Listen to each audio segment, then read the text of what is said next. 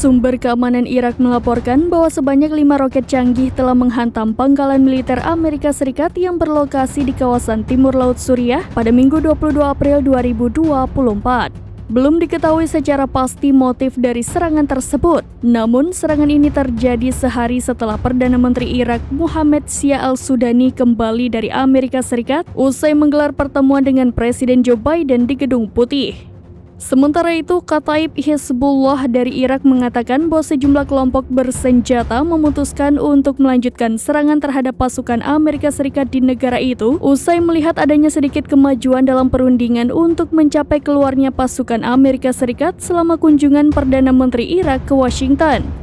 Tidak ada korban jiwa dalam insiden ini, akan tetapi tembakan roket terhadap pasukan Amerika Serikat yang bermarkas di Suriah tercatat jadi serangan terbesar sejak Februari 2024 atau saat kelompok yang didukung Iran dan Irak berhenti menyerang tentara Amerika Serikat.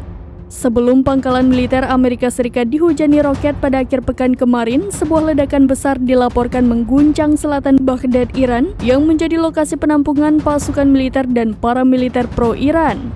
Hal tersebut juga dikonfirmasi langsung oleh seorang pejabat Kementerian Dalam Negeri Irak yang membenarkan telah terjadi sebuah serangan di kawasan Baghdad hingga menewaskan 1 orang tentara dan melukai 8 orang lainnya. Download Tribun X sekarang, menghadirkan lokal menjadi Indonesia.